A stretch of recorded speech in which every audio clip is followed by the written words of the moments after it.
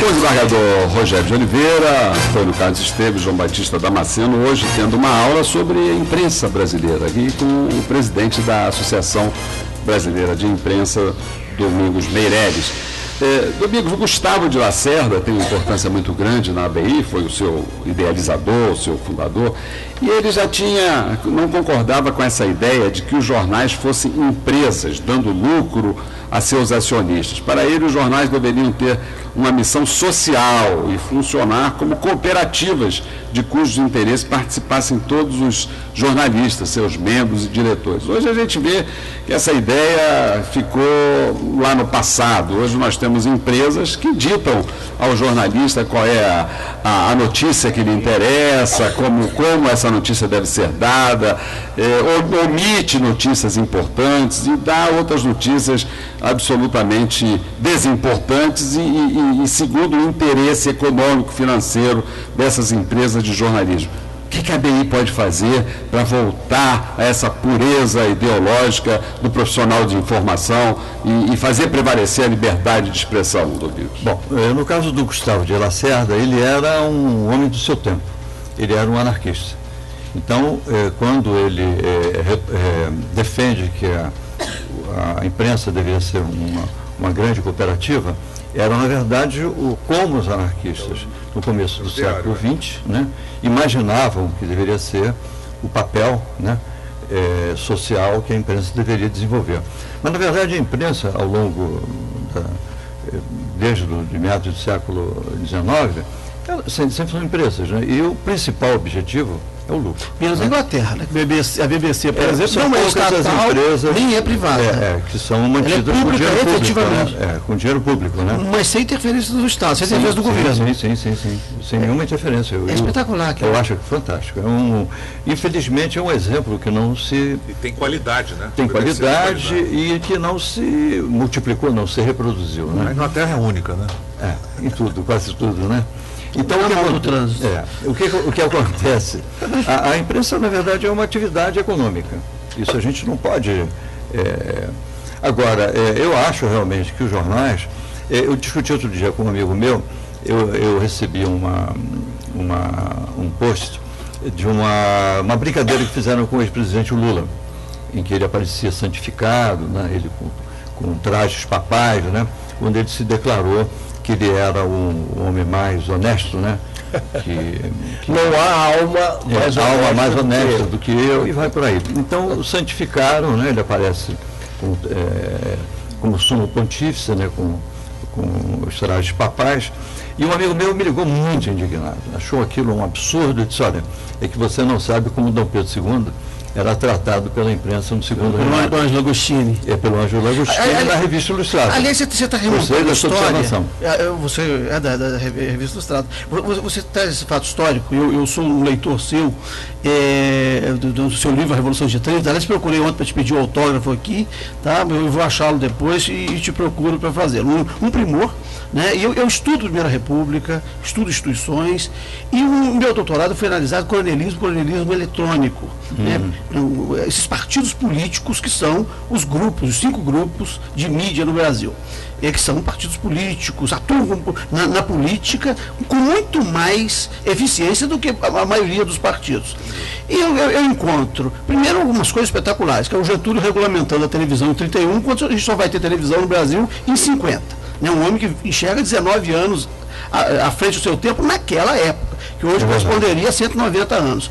A segunda, já que você começou na Última Hora com Samuel Weiner, é a questão da fundação da Última Hora. E o escândalo em torno do Banco do Brasil ter emprestado dinheiro ao Samuel Weiner para poder criar a Última Hora. E aí o Globo, os diários associados, o Assis Chateaubriand e a tribuna da imprensa do Carlos Lacerda, filho do Maurício Lacerda, que é preso em 22, né, na revolta dos tenentes, faz um escândalo por conta da dívida do Samuel Weiner. E depois se descobriu e leva Getúlio ao suicídio. Né? O escândalo, o mar de lama e corrupção, né? A manchete do Globo. É um somatório de episódios que deságua no suicídio. E depois se descobre que essas 3 grupos empresariais, o Globo, que não era Organizações Globo ainda, Diários Associados e a Tribuna da Imprensa tinha dívidas muito maiores com o Tesouro Nacional e com o Banco do Brasil. O que eles não queriam era a concorrência. O que eles não queriam... E o episódio Time Life, que é um parâmetro importante, tudo isso, ouvinte, para saber como é que a imprensa atua através dos seus tentáculos políticos ou não.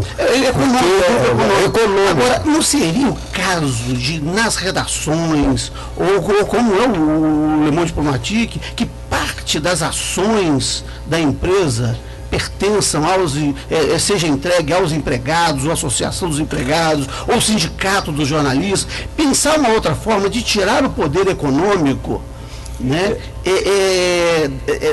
dessa atividade, que a imprensa deixe de ser, que o jornal, que a televisão, que o rádio, deixe de ser uma atividade tal como um dono de ferro velho faz. É a extensão dos negócios do seu proprietário. É a extensão dos negócios do seu proprietário. Então, o departamento de publicidade para os outros negócios que ele tem. Como eu disse, eu tenho 50 anos de profissão e eu acompanhei os diferentes momentos em que a imprensa ela muda, né? Do ponto de vista tecnológico, equipamentos. Eu começo ainda com a velha linotipo, né? O jornal que era impresso ainda, a redação era inundada, né? Pelos odores, né? Do ferro derretido, do chumbo, que as oficinas ficavam sempre no térreo da redação, ou no subsolo, dependendo do jornal, né? Então, muita coisa mudou, e até a própria composição das redações. Para que o senhor tenha uma ideia, a redação da Última Hora, ela tinha uma independência um pouco parecida com essa até do Le Monde Diplomatique. Ela tinha uma autonomia, né? Embora isso ela conquistou, não foi uma delegação. Eu me lembro sempre que aparecia alguém do comercial, às vezes para entregar uma publicidade para ser encaminhada para a oficina. Esse profissional da área de publicidade, ele era mal visto pela redação. A redação manifestava o seu desagrado com a presença dele, arrastando cadeiras, ou então pigarreando. Todo mundo arrastando esse senhor não é bem visto. Seja o mais rápido ou breve possível e retire-se, né? Evidentemente que isso é passado, né? Hoje ninguém mais... Hoje tem matéria paga. Sim, não, mas... Está muito interessante, muito recente. Não, e matérias que são pagas e que o leitor também não percebe, né? Exatamente. Agora, da mesma forma que o jornal mudou do ponto de vista industrial, né? Como produto, né? Ele hoje ele é um produto hoje mais sofisticado, ele é mais limpo até do ponto de vista de acabamento. Também mudou a composição das redações. Hoje as redações elas são extremamente dóceis. Elas não têm, eles cumprem a pauta, né? Eu costumo dizer que nada melhor que o sonho de consumo de qualquer chefe de redação ou chefe de reportagem é ter um jovem jornalista, né? Porque ele não questiona. Sim. Ele recebe a pauta e vai cumprir a pauta e estamos organizados. Aconteceu... Enquanto que na minha época, por exemplo, nós questionávamos, por que essa matéria? Não, porque não está certo. Então, essa postura crítica, né? Esse olhar de questionamento, né? Isso desapareceu. Eu e o senador Rogério, que está aqui, fomos protagonistas de um negócio. Quando a juíza Patrícia Scioli foi morta pelo Estado, por agência do Estado, com arma do Estado, né? A mídia, com exceção do jornal O Dia, a mídia começou a culpar a vítima. A manchete do Globo naquele dia foi uma vergonha. Relações, PMs na vida privada, na mira e na vida privada. O desembargador Rogério pegou e me falou, né? Disse, olha, eu estava no gabinete do presidente quando ela solicitou, né, segurança. Eu falei isso para um jornalista. Ele falou assim, ele confirma, espera aqui, deixa eu ver se ele fala contigo. Liguei para o jornalista, você fala com o jornalista, é gente séria, a pessoa, você pode falar, né, com tranquilidade. Ele falou, ele estava fazendo um curso de informática, na medida que o Rogério ia falando, ele foi fazendo a matéria e botou no online. Daí a meia hora me liga o jornalista, eu falei, olha, o dono do jornal, alguém do tribunal ligou para o dono do jornal, a matéria, eu tive que tirar a matéria, e o desembargador Rogério, esse desembargador que eu falei aí, vai desmentir, dizendo que não me falou isso. Ele disse, você não gravou? Gravei, mas não adianta, quem vai ouvir minha gravação? ele vai soltar aqui o desmentido e eu vou ser demitido. Aí eu liguei, Rogério, o que está acontecendo aí? Você vai desmentir? Eu desmenti coisíssima nenhuma. Disse-me aqui, o Rogério está aqui ao lado. Mas desmenti coisa nenhuma. Estão me pressionando para desmentir. E o jornal está me pressionando para desmentir, ligando para que eu desminta. Né? Aí o Rogério falou, eu não vou desmentir. Eu liguei para ele e falei, olha, se depende da reafirmação do desembargador que te deu a entrevista, o seu emprego está garantido. Porque ele disse que não vai desmentir. Né? Aí tudo bem. Né? A matéria, o Rogério não desmentiu, né? Essa figura que está aqui, íntegra, séria. Né? Mas logo depois a página do jornal mudou na internet. Mas entrou uma outra matéria tratando, né, de forma diferente e o jornalista não mais ficou na cobertura do fato. Acabou. E isso também, na verdade, nós estamos discutindo a causa. O que aconteceu? Essa profissão, ela sofreu um processo de desconstrução. Né? A profissão de jornalista era uma coisa nobre, né? Ele tinha uma expressão social e política muito grande, né? Ao longo desde o início do século. Né? Mas por uma série de fatores que eu tenho discutido muito lá na ABI, e nós estamos pensando em fazer até um seminário, eu já tenho um esboço, para saber o que aconteceu com essa profissão. Por que ela se abastardou? Por que ela perdeu aquela nobreza e aquele compromisso com o outro, né? Aquela visão aquele compromisso catequético, jesuítico, de perseguir uma matéria até a gente encontrar a verdade. Isso acabou. É tudo muito rápido. É tudo muito, né?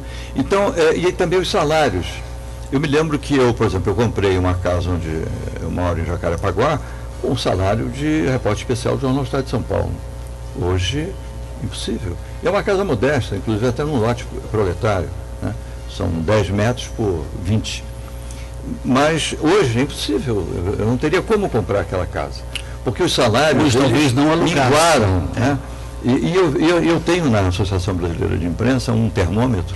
Eu até conversava ontem com o chefe de gabinete da CEMIG, que é a empresa de energia de Minas Gerais, que é dona da Light, dizendo que nós temos um compromisso que pouca gente sabe.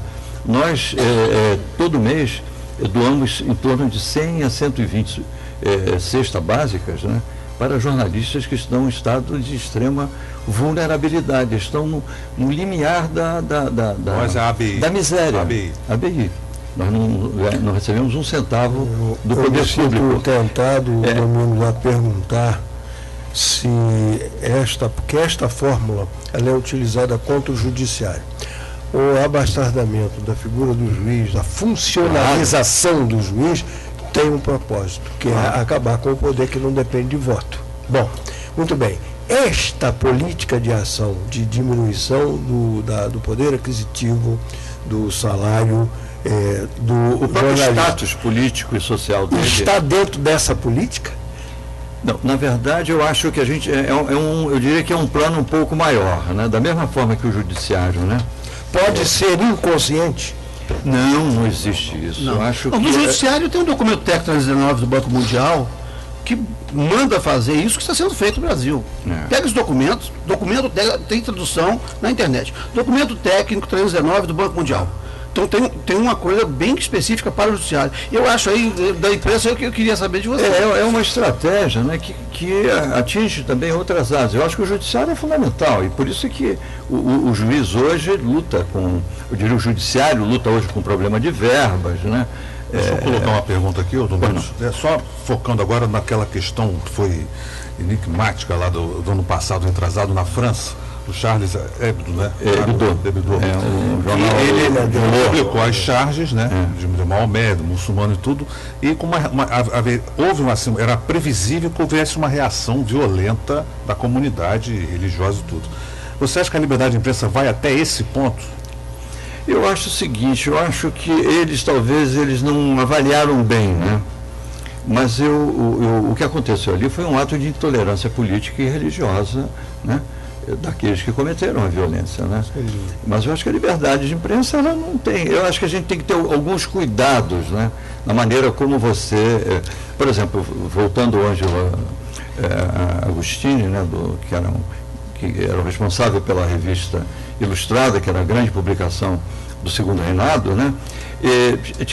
O imperador aparecia dormindo, né? Babando, né? Babando, caindo da cadeira. Caindo da cadeira, né? Tem uma charge que eu não achei, em que ele procurava as calças, né? Ele acordou e não sabia onde tinha deixado as calças, né? Mas essa então ele circulava pelo palácio, né? e ele era o imperador, né? Havia uma irreverência na maneira de se retratar ou reproduzir. Corrija-me se eu estiver errado, porque naquele momento o Império já estava demonstrando a sua fraqueza. Ele já estava começando a cair. Aliás, caiu de maduro, porque em 1889 o nosso Deodoro queria tudo, menos proclamar. Mas deixa eu te mandar uma outra pergunta. Além deste jornalismo sofisticado e ácido, né, do Ângelo Agostinho, por exemplo, do Império, nós tivemos, ou do Pasquim, durante a ditadura militar, nós tivemos um outro tipo de jornalismo que sobrevive, metaforseado, aí do jornalismo mundo cão, né, desses programas né, violentos, do jornalista policial que andava armado no camburão de polícia e que por vezes participava das execuções, como foi policial, o caso da morte do cara de cavalo, que os jornalistas atiraram junto com os policiais. Eu estava na redação da Última Hora quando eles voltam da rua, né? Pois é. E isso provocou uma grande... Houve um motim a bordo na época, né? A redação teve não recebeu bem. Né? Não vou citar o nome desses companheiros, porque alguns estão vivos e dois morreram. Mas era comum na época, não estou legitimando nem justificando. Os repórteres realmente eles não tinham essa percepção, o que era ser jornalista e o que era ser policial. Eles participavam realmente. Tem até juiz que ainda não tem essa percepção. Não tem, exatamente. Tem juiz que se confunde, acha que é policial, acha que é da segurança pública. Então eles participavam. E no caso é um caso emblemático e ao mesmo tempo trágico, né? Esse episódio do cara de cavalo. Eles andavam armados. Né? E houve um episódio também de um amigo, não sei se vocês lembram, do Mão Branca. Sim. Mão Branca apareciam corpos, né? Na Baixada Fluminense, supostos criminosos, e sobre eles aparecia uma anotação, né, dizendo que o próximo vai ser fulano, você cometeu esses crimes, etc. Tal. E eu fui fazer essa matéria, né, pelo Jornal do Estado de São Paulo. Então, nós ficamos até morando num motel, eu e o fotógrafo ali na Baixada, acompanhando, ficamos uma semana. Minha sorte. Não era. Sem querer, voltamos separados. Essa referência, Domingos, você tem que agora, porque eles não resistem. Eu agora essa pergunta e desse suspense, nós vamos fazer um pequeno intervalo para que vocês, ouvintes, fiquem nesse suspense, se era ou não era no mesmo quadro. E aí as fases